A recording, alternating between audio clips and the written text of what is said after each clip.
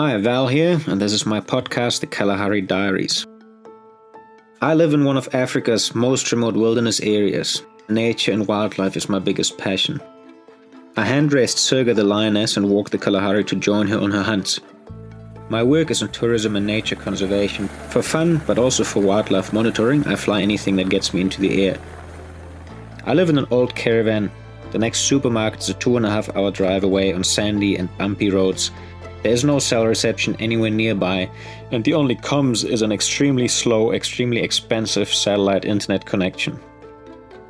I am Valentin Grüner, and this is my podcast, the Kalahari Diaries.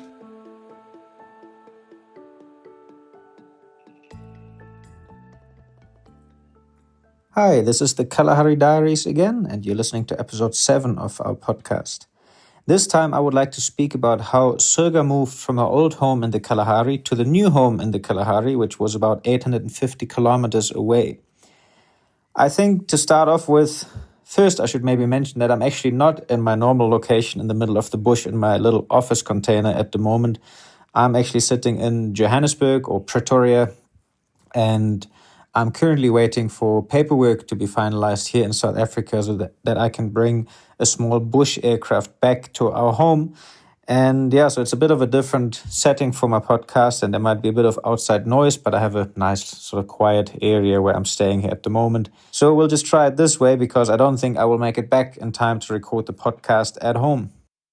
So yeah, this time is going to be about Sirga's big move to the new home. And I think to start the whole thing off with, we should maybe just talk about why we actually had to move Sirga.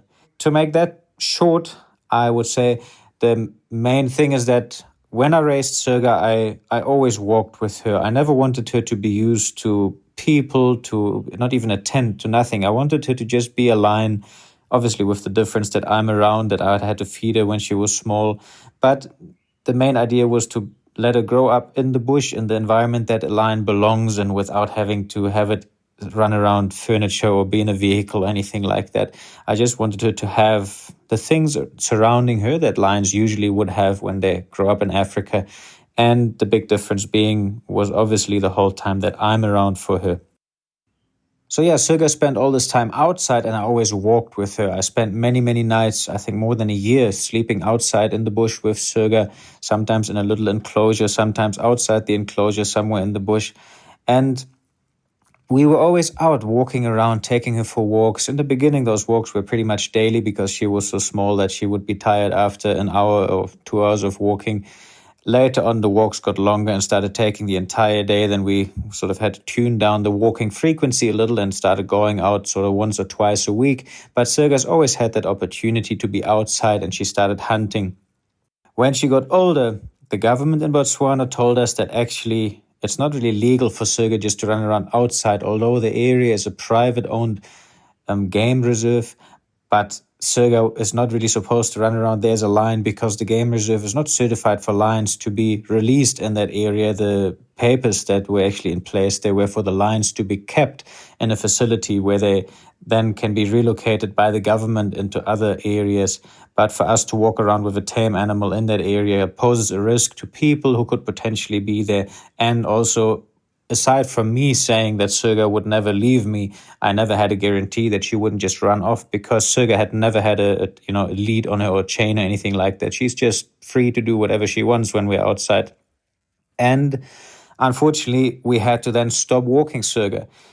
So the plan from then on was to create a private area where Sirga can live like a free lion, because obviously she will never really go outside, just live in a national park, because there are people, there are cattle posts nearby, and Sirga would pose a massive threat to humans because she's not quite friendly with people in general.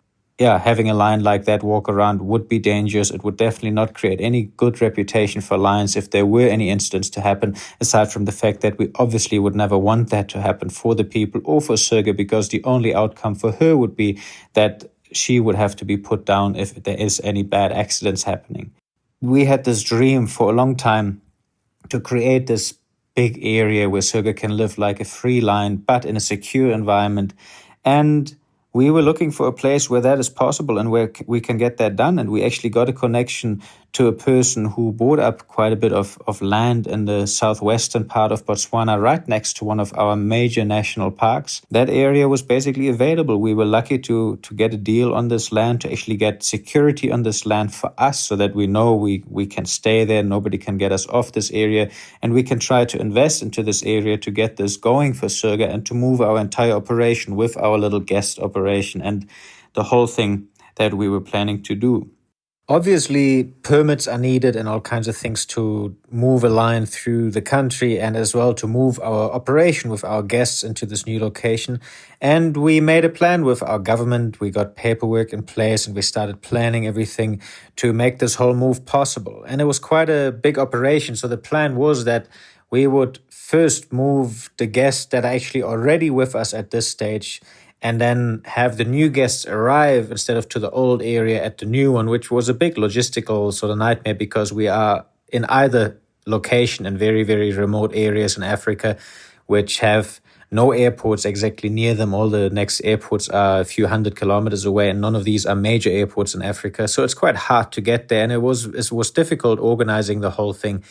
We tried our best to make that all work, so that our guests would move basically onto the new area and just camp there with a very basic mobile safari setup, and that we would then for sort of following days bring Sirga to this area, so that everybody that's a new arrival obviously gets to meet Sirga and see her, and that the people who's already been at the old location will sort of be part of the whole moving procedure and wait at the new area for us. And that was all planned and put into place. So we started moving our guests, and unfortunately the entire plan got very, very sort of abruptly interrupted by the fact that in the administration of Botswana, somehow people all of a sudden were not exactly happy with this idea anymore. And unfortunately, these things happen and we can't really influence them. This is just something that as a business here, we then have to deal with the outcome of this. But the decision was that the permits that we had were basically cancelled, and people said they want to look through this better before they issue all our licenses. We had to shut down everything. So unfortunately, at this stage, we had to shut down the guests, which was a bit of a nightmare for the people that were visiting at that time, as well as for us, because we were not allowed to bring people into our new area. So we had to find accommodation for them somewhere nearby. And then specifically the people only arriving then basically only got to sit in a place that was closer to a tar road, still a bit in a, sort of wild area, but it wasn't a game reserve or anything like that. They never got to meet Sirga because Sirga's permits got cancelled as well, which was a major sort of hiccup in our plan. The main thing now was that we somehow had to keep Sirga fed and happy at the old location, 850 kilometers away, while we had to somehow take care of the guests that had arrived. And, the few weeks that they had booked, we needed to somehow make sure that at least we make the best of that time while the people are here. And that meant that I had to be with the guests for that time. Luckily, we had some friends and some of our staff who stayed behind to make sure Sirga is fed and that she's safe and that everything is going all right there. Yeah, luckily this is all quite a few years ago now, and that was a major blow to the whole idea and the business and everything, but it's things we can't change, they just happen and we have to somehow deal with it. Once we had the guest operation completely shut down, we just focused on trying to make the permits for Sirga possible. I wasn't even worried about the business or anything like that or what we're going to do. The idea was just now that we say, okay, we're going to use the time just to rebuild completely on the new place, not having to run our guests. And even though it's kind of like a working guest program, people that actually want to come and learn and help us, it's still a major effort having to make sure that everybody has food, having to make sure that everybody has accommodation, having to make sure that everybody has transportation from and to the area and so on. So it becomes a major operation that you're actually very, very occupied with. And maybe in a certain way, the shutdown actually gave us an opportunity to say, okay, let's just focus entirely on building our new structures, on making it comfortable, on making it nice, which will ultimately make our business work much easier in the end once we actually open up again. The permits for Sirga was something that I worried about much more because having Sirga in the old location meant that I wasn't able to start moving our things away from there because I did not want to take anything to the new area until I knew Sirga could come. And we had set up Sirga's new enclosure, which is a relatively large thing. It's like the size of a soccer field. And we had started with the fence work already on the 2,000 hectare area on Sirga's large area that she could later move into. So everything for her was ready. And well, we initially did have the paperwork also to move her in there. Everything had gotten approved by the main authorities and then by the local department, which came to inspect the facility that we actually built for her. But yeah, unfortunately, all of that got turned around and we had to start figuring out how to make that work. Luckily, we had a few of our staff and some good friends who actually were willing to stay at the old location with nothing much happening there, just to sit there. We would put some food and drinks in the fridge for them and they could sit there, make sure there's enough food for Sirga, and once a day throw some meat into her enclosure, and then obviously make sure the water is full and things like that. And I would show up there whenever I had time, but during this time with no permits and all of this, it's not a good idea to sit in the middle of the bush where we don't really have a phone connection, or not really is an understatement. There's not even any cell network. So it's a very remote area and our slow internet connection is just not really enough to actually get anything going. And now the idea was that we have to get these permits sorted. At the same time, prepare things a little bit better for Sirga and see what else we can do that makes sense. So I was busy running around on the phone from town to town and department to department trying to get the permits organized. Eventually, with a lot of help from people we know and people that we met along the way and everybody putting a bit of effort in, we finally got the permits. All the authorities were happy. We could start planning Sirga's move again. Yeah, so receiving the permits for a second time now was actually many, many months after we got them the first time. And it was a huge relief for us because this time we also got the go-ahead for the actual transport, which means the whole thing was actually happening. So we got the vehicle ready. One of our Land Cruisers I converted a little bit into a place where we can fit a transport crate with Sirga onto the back and at the same time have a frame surrounding the whole thing that we could cover with shade net so that Sirga is a little bit protected from the sun and a bit from the wind, but also at the same time protected from the eyes from people outside. You don't want everybody that's driving around on the road to see that there's a line on the back. That'll just cause a lot of people coming to want to look and everything, and it just stressed Sirga additionally on the transport, which obviously will be a big stress for her because she's never been in a vehicle and is not used to anything like that. And we had to drive 850 kilometers with her, of which the first sort of 70 kilometers were on a bumpy sand track. And then the last 60 to 70 kilometers again were on a very sandy, duney sort of road. Total driving time for this was something we weren't exactly sure of at this time because we didn't know how fast travel will be, if Sirga would be all right along the way. And we just made sure that our vehicle is prepared as good as possible. We had another friend drive along with us who was also part of our business at that time. Actually, he took one of his own vehicles to pull a big trailer, which was full of all the solar power equipment that we had at the old camp, because the only thing that was important to move with as Sirga goes along was our electricity, which comes from the sun. So it's quite a big setup, solar panels, batteries, and the whole thing, which had to be taken down basically the day we moved Sirga and packed into a trailer. And the reason for that is because our power runs the freezer, which keeps Sirga's food frozen. So we had to set that up at the new place first thing, and we couldn't take it down because Sirga was still at the old place and needed her food there. It was quite an operation. On top of that, the people who filmed saving Sirga actually came along with cameras to film this move, just to have it on record that in case it's ever needed later on. So there was another vehicle, and obviously we needed our vet to be present. So he had to come from about 350 kilometers away just to come and be at the first location where everything starts.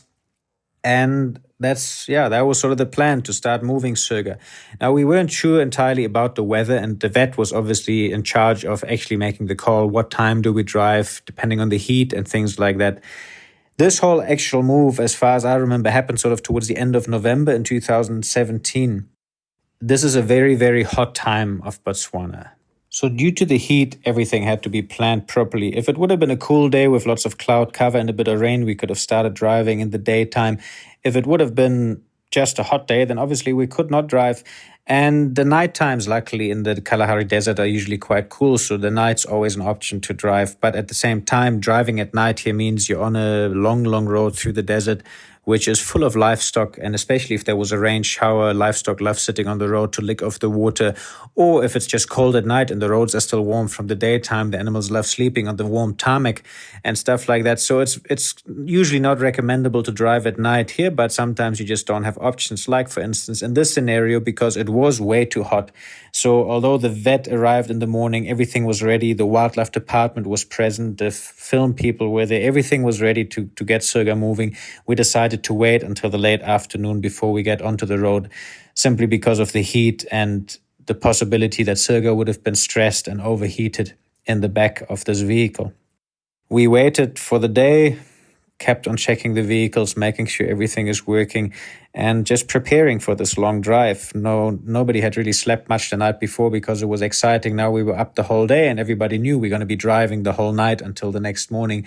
So it was a big adventure, a lot of people involved. I'm just so thankful for the vet and everybody else who came along to make this all happen. We had to dart Sirga to put her into her box. Darting Sirga simply means she gets shot at with a dart gun, and the needle that's attached to the dart basically injects the drugs. It'll make her sleep. Now, this only happened once before when Sirga was sick and the vet had to come to look at her, and this is now was going to be the second time. We had to dart her, and it's something that I absolutely hate because, I don't know, to me it feels a little bit like Sirga thinks she may be dying. At the same time, there are all kinds of drugs in there. She's basically very high on ketamine when that happens. And, well, nobody really knows how they feel at that moment, I guess. But it's still something horrible that you have to do. Anyway, so Sirga had to get darted. Everything went perfectly well. She fell asleep nicely. Everything was good. We moved her into a box on a nice blanket and made her nice and comfortable. And then she gets an injection to slowly wake up again. Basically, as soon as the vet was happy with all her vitals, I was on the road with Sirga in the back of the car, just to make sure that we get going as soon as possible. And Sirga started slowly waking up just as we started driving.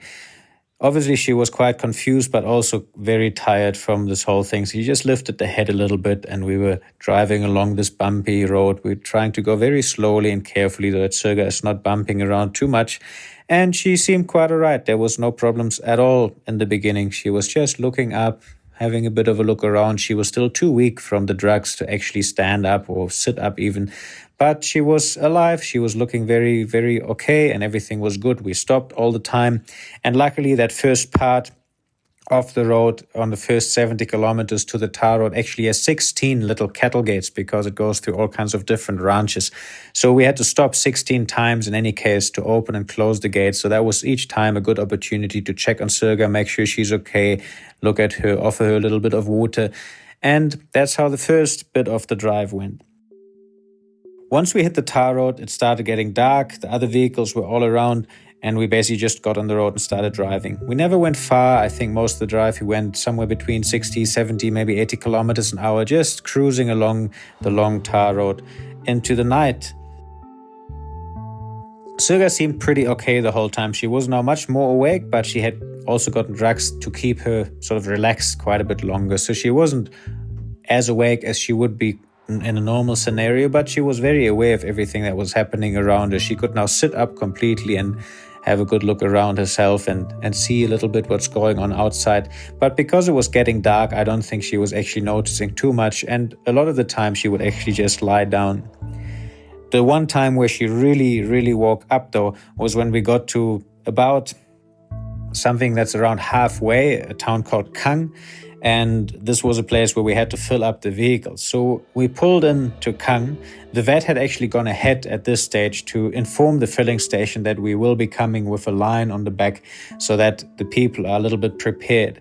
Now, when we arrived, there was a few of the guys standing there. It's the middle of the night, obviously, so it's not many people working at the filling station. And there's all these neon-colored lights and things like that from the filling station around, which I think really confused Sirga a bit because she'd never seen that. She sat up and looked up at these lights, and it was quite amazing to watch. She just had these big eyes looking around at these weird things that she obviously had never ever seen before and never dreamt of. So that was quite a special moment for Sirga, and I think at the same time it was a very special moment for the fuel station attendant who came to fill up the vehicle, because I'm not sure if they really got the memo that there's actually a line on the back of the car The guys were very okay though. They did go very quiet. They didn't make much noise, just like we requested. But they were obviously quite frightened of the lion on the back. But we managed to get our fuel and get back on the road and continue driving. And we just kept on going, and everything really went according to our plan. We didn't have any hiccups along the way. All the vehicles made it pretty much without problems. We were just going along, nice and slowly. And Sirga looked good the whole time through. When we got close to the village called Sabong, which is the closest village to us, it was starting to get a little bit light. And this is when Sirga actually got a lot more active. She started standing up a lot. And although there was shade netting around the sides of the vehicle and also something over the top, Sirga could still see over the roof of the Land Cruiser. If she would stand up, she would look right over the roof and could see in the front of the road. And as I mentioned before, there's a lot of livestock in Botswana standing all over near the tar roads or on the tar roads, things like donkeys, sheep, goats, and cows and horses. So Sirga was looking at all of these things, and yeah, obviously I think her hunting instincts were getting quite active because there's so many things standing around that she could be chasing. So that was maybe actually good entertainment for her and a bit of a good distraction from just sitting on the moving vehicle. Yeah, we just went along like that. We had to fill up again in Sabong to make sure we have enough fuel to get up on the farms, because from that last town, it's another 110, sort of 120 kilometers. That was actually the more interesting part of the drive, which got us a little bit worried in the end. After turning off the tar road, the last sort of 70 kilometers of drive goes just on very, very sandy roads again. And the best road to actually get up to our area is through the neighboring ranch. Once we got to the houses and developments on this neighboring ranch, we used that chance to stop quickly and just check on Sirga again to make sure everything is still okay and she's happy, although we had a good eye on her the whole time anyways, but just to check, offer water, and let the people know that we're on the way up. The vet was right behind us. Everybody arrived there together. What had actually happened is that the dog that the people there had got very sick, the dog that lived at their house, and they love this dog a lot. Obviously, it's their pet, and the dog was basically just lying there and couldn't hold its urine and things like that. It was really on its last legs, and it's been like that apparently for a while. The people there were so sad about their dog, and the lady was in tears. It was very very heartwarming to see this whole thing, and devastating at the same time to see the poor dog like that. And obviously with the vet being around and us nearly being home and Sirga having done so well, we said, no problem, the vet can just stay behind. He'll just be 20 minutes or half an hour behind us so that he can just put this dog to sleep in a nice, ethical way so that this dog can stop suffering. And we would get on the road to bring Sirga home so that she doesn't have to sit in this box any longer. All that seemed like a perfect plan. The vet stayed behind. We started driving, and it went pretty well. We eventually got to the gate to our area, and from that gate, it's just like another 7 or 8 kilometers to where Sirga's new sort of 1 hectare enclosure was that was going to be her new home now. We went through the gate, pretty excited that we basically had made it. It's just an awesome feeling, all this driving, and we're actually here. Then came a little bit of a shock because all of a sudden we turned around and Sirga was not looking good at all. She started lying down, feeling very weak. I was shocked because I thought, how can all this happen for all these hours and all these kilometers? We have a vet driving right behind us so that if anything happens, we can get it sorted. And now for this last bit where we were so sure there's not going to be any issues, Sirga starts getting weak, and obviously I was getting completely worried because there's no phone, there's absolutely nothing, so there was no way we could do anything. So all we did is we stopped under the next tree. We let Sirga rest for a moment. I went in the back, I scratched her a little bit through the bars of this box that she was in, and I talked to her. She was still responding quite well. She was just very, very weak, and we just used water, the remaining water that we have left, to just pour it all over her and make her wet, because at this time it was actually getting morning. I think it was around 9 o'clock now, and it was getting a bit warm, so maybe it was just overheating. Stress plus the warmth of the day can easily cause a body to get too hot. So we cooled Sirga down, and luckily that worked perfectly. She sat up again and was absolutely fit. So we drove the next maybe 15 to 20 minutes through our own area to her place, and we parked her under a tree there, put her in the shade, calmed her down nicely, spoke to her a bit. And then obviously I went and checked her enclosure again, made sure everything is 100%, the fences are fine. Also that nothing went inside, that 1 hectare area, the sort of like a soccer field size thing, is absolutely ready for her. And at the same time, the vet had arrived. Everybody else that was behind us had gotten there now. And our wildlife department, who had to be there to sign off this relocation, also arrived on time. So everything actually worked out according to plan, absolutely perfectly in the end, which is sort of rare here to happen in Africa. So I was more than pleased with how all of this went. As a pretty cool little side note, I should probably mention that the wildlife department, as well as the vet, took a different road into the area. And if you want to call it road, because at that stage there weren't actually really roads. We just had sort of tracks along the fence lines that were built, and one dirt track that went into the center of the area where Sirga's enclosure was. And that dirt track is really just something where we had driven 2 or 3 times before with a vehicle. So all you could do is see that we've driven there before, but it was nothing else. So it was a very wild and remote place. But the people taking the different way along the fence line actually saw a wild lion just about 1.5 kilometers away from Sirga's enclosure. And it was a lion that we later came to name Elvis because of his beautiful hair. And he was sitting there with an eland that he had killed. So that was pretty exciting news that there's a wild lion not far away. Yeah, it was just something that happened on the side. I was at that time way too much focused on Sirga and just getting her out. Now that we had enough people up there, we did put long beams through the top of this box that was on the back that was Sirga in, and we lifted the box off. We put the box onto Sirga's door of the enclosure. We opened, and it took her a moment, but then she walked out relatively slowly. She was definitely tired from the whole experience, still a little bit drugged. She just walked straight through, had a bit of a sniff around, and then went to lie down. She didn't take long to start exploring anything. She just lied in the shade and stayed there for a while, but everything looked perfect. Now, at this stage, there was still a lot of people there. We had to finalize a bit of paperwork, and I did not want to go in with Sirga, which was also the vet's recommendation, because he said that as long as the drugs are working on the animal, it may not be a smart idea to go in. Even humans that are on drugs may react very differently from what we are used to when they're in normal sort of circumstances. So we just wanted to give Sirga this moment to relax and arrive at her place and just have a look around. Yeah, that was pretty much how the move went. Sirga was now home, we were relieved, and after another 20 minutes, pretty much everybody had moved away. It was just us there, and the film people stayed behind with us for the first night just to be around and see how things go. I did go in with Sirga a little bit later on, just to check on her. She was too tired to come to the gate or anything like that. She was just lying under a bush right in the middle, which was the bush that we intended for her to sleep under. So that had worked out nicely, because previously we had gone in there and cleaned up all the little, thorns and branches and leaves that were underneath. So that place was nice and clean. And she was sleeping there in the shade. When I came, she did get up and said hello. She walked the last few meters towards me, rubbed her head. She was a bit too tired to actually give a proper hug, but she was still very affectionate. She looked very all right. I made sure that while I was inside there with her, we did walk to the water hole that's there to make sure that she knows where to drink. And we made it a little bit wet again so that Sirga cools down nicely. And she seemed absolutely fine. There was no problems.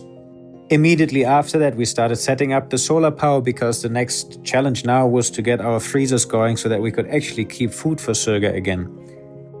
So after having worked as much as we could on the solar power system, which wasn't quite done yet, but we had the frames standing and the panels were up, we just had to connect everything and things like that the next day. I decided to sit down with our film people and Sarah. We had a bit of dinner, just a little barbecue thing, which we call braai here by us. Yeah, so that was the evening. I had a few drinks to celebrate and enjoy the evening for a while. Sarah was very tired and went to bed. Now, I went to bed a bit later, and saying we went to bed at this stage, I should probably mention that actually it was a very, very wild place back then, with nothing really there. The only thing we had was our caravan standing under a tree just near Sirga's enclosure. We had sort of put the film people on the other side of the enclosure just so we can see what's happening, if there's wild animals coming around, if Sirga is trying to get out because she is freaking out in there, anything like that, just to be a bit more safe. So all we had to do is walk along the fence line of this 1 hectare area and go to our place. Yeah, that was it. There was no water even at the area at that stage. The pipelines had been laid, but the water hadn't arrived yet because pumping from 120 kilometers away, it can take a hell of a long time for this water to arrive because there's airlocks in the pipe and so on. So it took many months after we actually moved there that we got the water running. So at this stage, we only had what we had with us in the vehicles, and that was it. It was a very, very basic area, and we just lived there. Also, it was all new because nobody had really been there before, and we hadn't actually stayed there before at all. It was just now Sirga moved there and we moved there with her. So what we noticed the next morning after getting out of the caravan is actually that the lion's tracks had been right along Sarah's tracks when she went home to the caravan.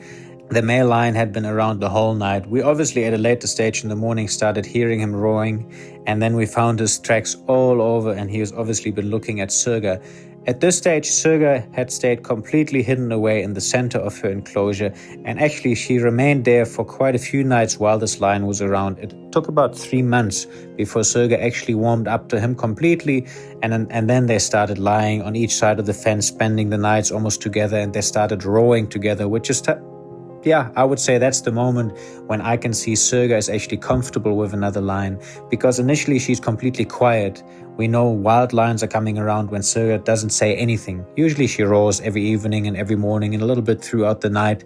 But when she is dead quiet, that means there's new lions around. She's probably listening to them and she just doesn't say a word until they come more often. She gets used to them and then she starts communicating. Or we know there's lions coming that Sirga already knows because she starts talking to them, which is later on what happened with this first male lion that used to hang around called Elvis. He was an old lion and a very gentle, friendly lion, luckily, as we found out later, because he was always around while we were living there.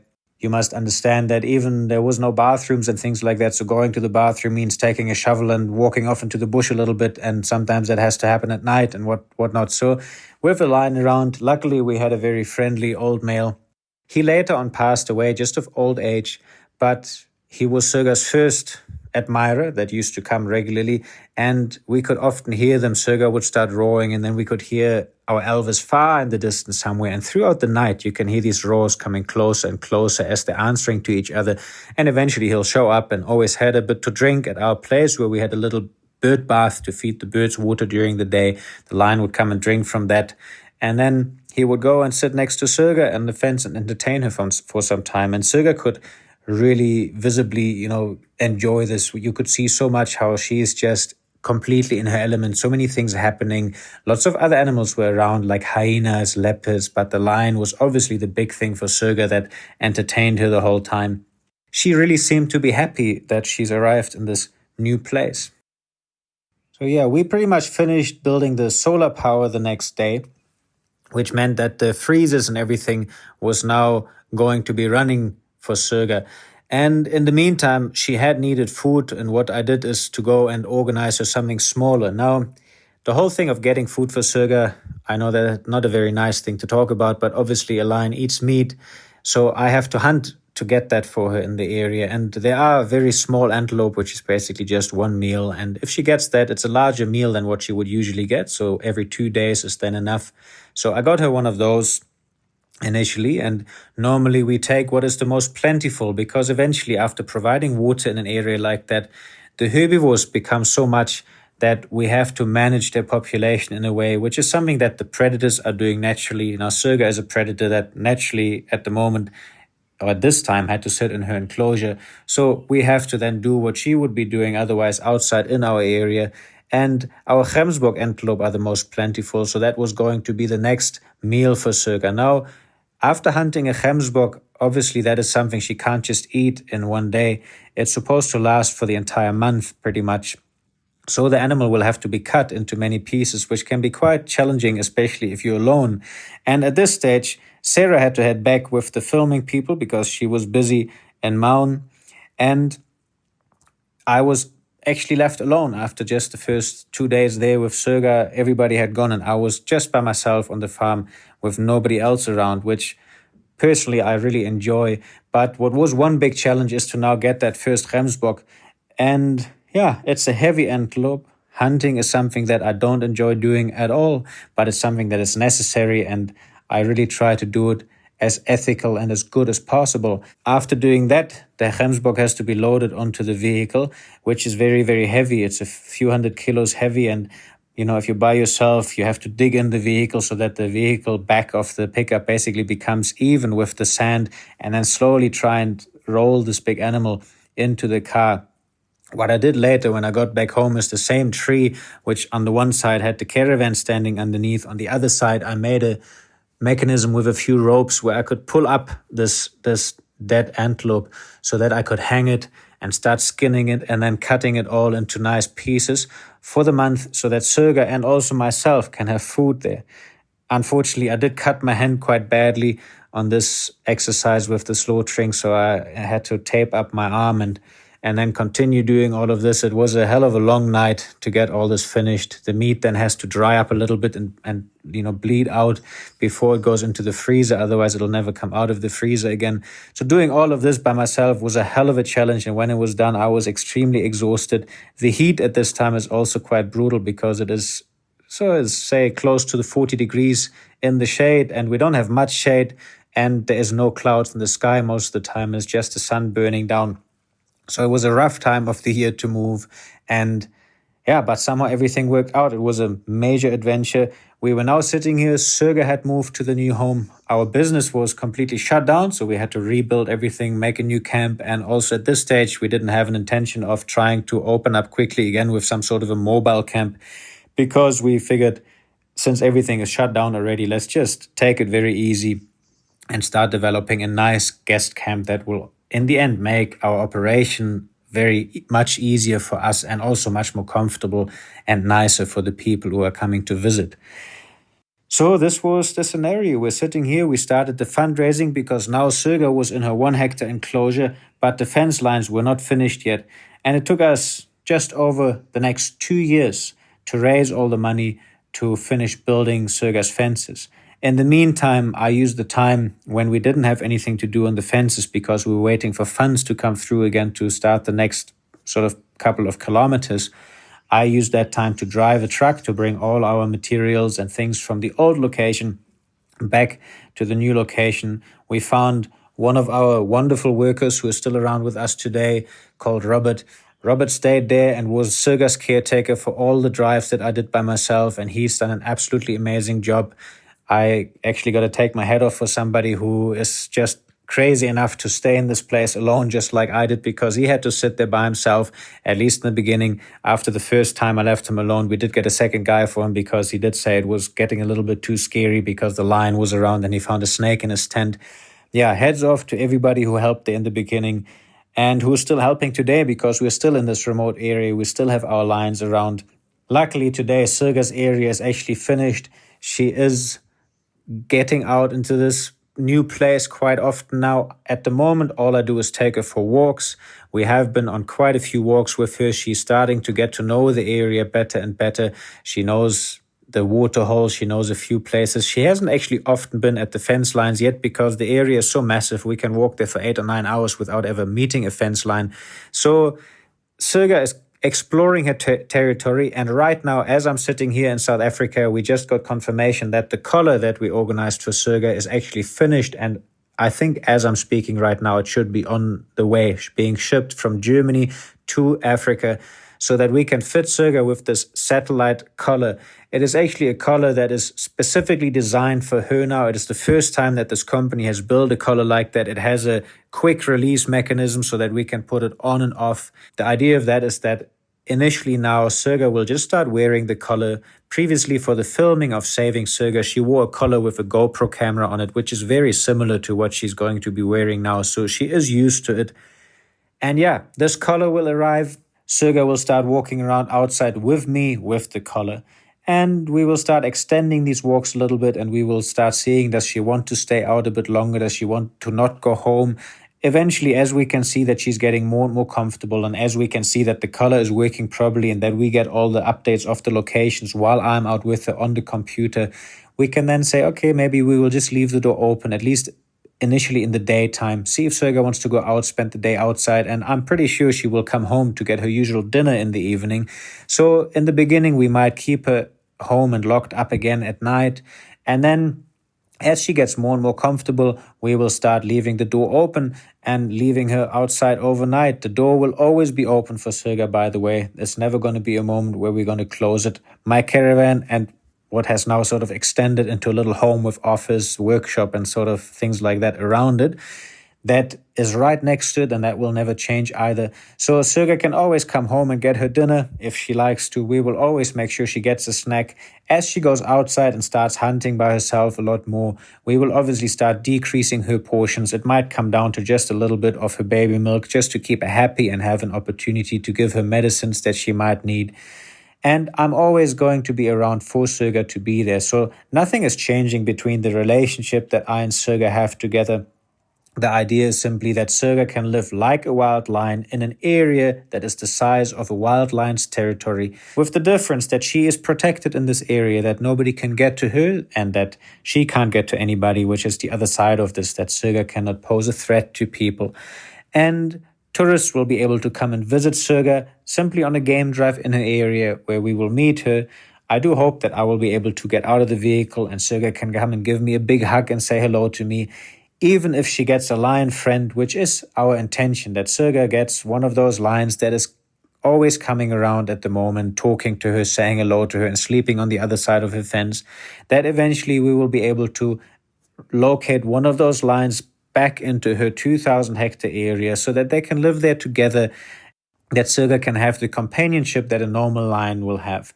Now, that still means that I will be around for her. And even then, if that lion is not used to people like Sirga is, Sirga can still come up near the vehicle. I will still be able to greet Sirga and say hello to her, but she can play and enjoy her life with another lion just as she wishes to do so. And if Sirga wishes in the end to not say hello to me and just live her life in that area with a lion, then she's very welcome to do that.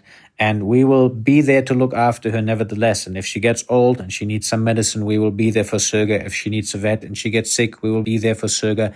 But that is simply what we want her to have, is that wild life where she can live free and make all the choices that she wants without being locked up by us in a certain scenario, which may not be bad for her. She's always been a happy lion, but she absolutely loves being outside. I think at this stage, maybe I can do a little bit of advertising again for ourselves. We have a Patreon page specifically now with the business that I mentioned that is completely shut down. We were actually planning to open the business in June of this year, which due to the pandemic obviously completely failed. So we have now half a year already of no income that we had planned with, which has set us back quite drastically. Luckily, we have found a few amazing people that have been supporting us along the way, which actually is the only reason we can continue at this stage. And in the meantime, we have started a Patreon page, patreon.com/Sirga. And on that page, we are posting a lot more updates, details about the life that I have there with Sarah. By the way, if I haven't mentioned that, Sarah is my girlfriend, which is quite an amazing girl who is actually living out there in the middle of the bush, although she grew up in a city and was pretty good at her city life and enjoyed it a lot. But somehow she got to enjoy the life in the middle of the desert even more. She is there as I'm sitting here in South Africa recording this podcast, so she's become a very vital part of Sirga's life, of my life, and of everything we do out there. Both of us together are running this Patreon page where we post updates about our life, all the other animals around us, the wildlife, but obviously a lot of updates about Sirga and how she's doing. Sarah is actually very talented with making beautiful videos. She has made a fantastic video, which is about 10 minutes long, about Sirga's walks and her behavior and everything she's doing in this new reserve. Our Patreon page is a sign-up page where you can become part for a monthly contribution of your choosing. It is more or less a donation that you can choose. For that, you can log in, see all the updates, write us messages, ask questions, and just get a little bit more involved with the whole life that we're having, in a way as a replacement for the people who would maybe want to come visit. We're trying to run this as a virtual type of having a safari where you can join our life for some time, hopefully until things get back to normal and we can receive guests at the camp.